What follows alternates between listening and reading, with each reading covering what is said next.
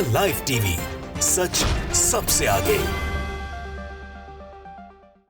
Electoral bond पर मोदी सरकार और सरकारी बैंक स्टेट बैंक के बुरे दिन शुरू होने वाले हैं, क्योंकि सीजेआई डीवाई चंद्रचूड़ काफी खफा हो गए हैं।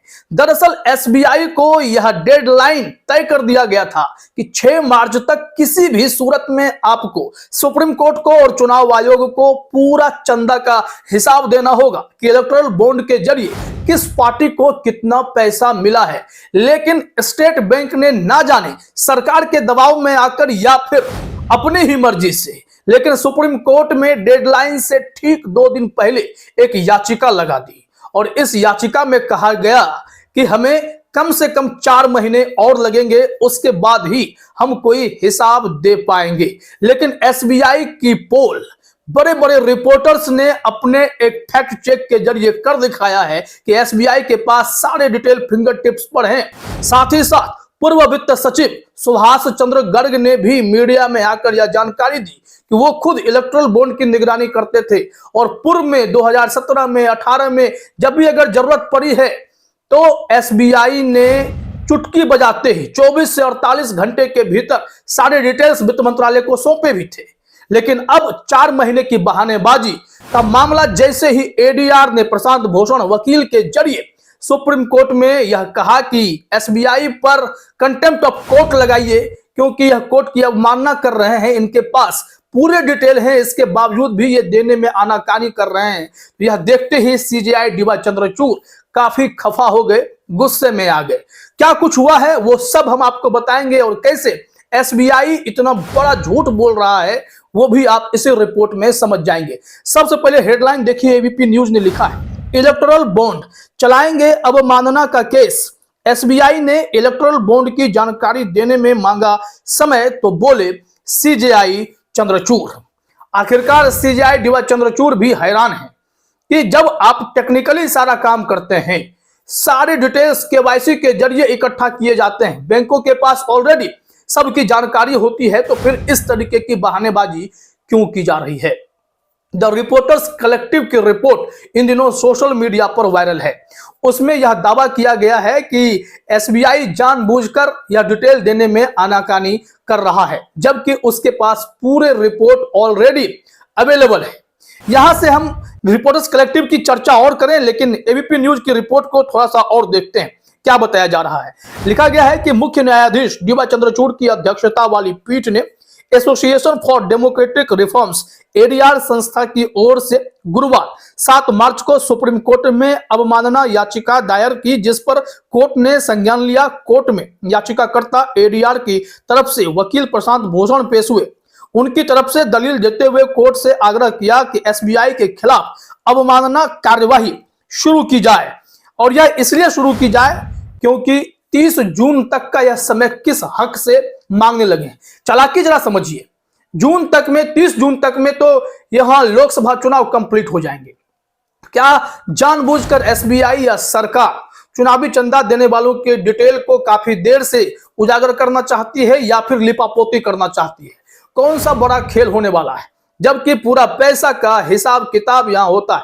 कहा जाता है कि जिस 2 सेट में एसबीआई से जानकारी सुप्रीम कोर्ट ने मांगे थे वो क्या थे कि चुनावी चंदा कौन दे रहा है, वह कितना दे रहा है, किस डेट में दे रहा है, एक सेट ये, और किस पार्टी को गया, उसने कितना भुनाया या कितना रखा, उसका हिसाब। बस 2 सेट में जानकारी चाहिए। और मजे की बात यह है कि सील बंद लिफाफे में मुंबई हेड ऑफिस एसबीआई के यह सारे इंफॉर्मेशन हमेशा से भेजे जाते रहे, दोनों अलग अलग सेट में बंद लिफाफे में रखे हुए हैं।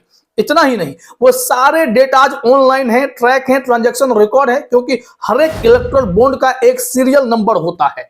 ये सब कुछ होने के बावजूद भी एसबीआई ने यह कह दिया कि हमें महीने दर महीने और चाहिए। यह बहानेबाजी ठीक उसी तरीके की है जब सेबी का केस हुआ था, अडानी को लेकर सेबी को डेडलाइन दिया गया था कि आप इतने दिनों के भीतर हमें रिपोर्ट सौंपिए कि क्या हुआ है हिंडनबर्ग अडानी केस में। तो यह समय पर समय सेबी मांगती रही, सेबी ने महीनों गुजार दिए और फाइनली क्या रिपोर्ट आया कि गौतम अडानी ने कुछ भी गलत नहीं किया है, सब सही है। हिंडनबर्ग की रिपोर्ट पर यकीन नहीं किया जा सकता है, सेबी की जांच ही सही है। तो क्या इसी तरीके की कोई ना कोई लिपापोती करने का खेल चलने वाला था? तमाम ऐसे गंभीर आरोप लगने लगे हैं। यहां देखिए, एबीपी न्यूज ने लिखा है, न्यूज एजेंसी पीटीआई के मुताबिक गुरुवार को सुप्रीम कोर्ट में एडीआर संस्था की ओर से भारतीय स्टेट बैंक के आवेदन को चुनौती दी गई, जिसमें राजनीतिक दलों की ओर से भुनाए गए हर चुनावी बॉन्ड की डिटेल का खुलासा करने के लिए 30 जून तक का समय बढ़ाने की मांग की गई। इस याचिका में state bank of India SBI के खिलाफ अवमानना कार्रवाई का आग्रह किया गया है।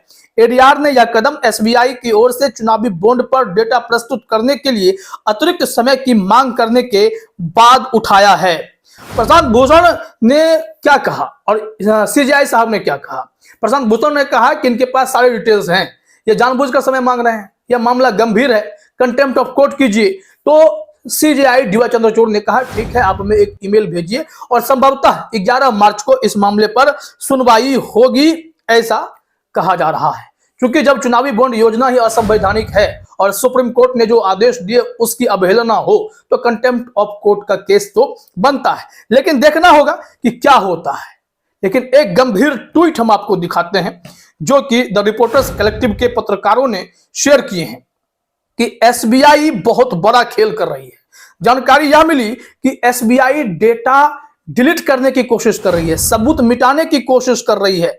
अगर आपको यकीन ना हो तो जरा यह ट्वीट देखिए। ये नितिन सेठी हैं, इन्होंने इंफॉर्मेशन दिए हैं कि अपने स्क्रीन पर देखिएगा। नितिन सेठी लिखते हैं, the SBI had deleted this FAQ on electoral bonds, Indian नागरिक alerts us, but we reporters got you covered, you can access it here and read here why they deleted it.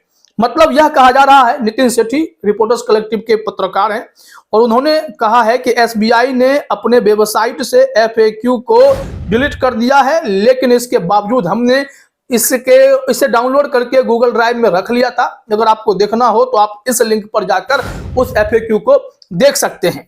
यहां पर उन्होंने एक link फिर दिया है कि उन्होंने डिलीट क्यों किया है, यह भी आपको अगर समझना है तो रिपोर्टर्स कलेक्टिव की पूरी रिपोर्ट को आपको पढ़ लेना जरूरी है।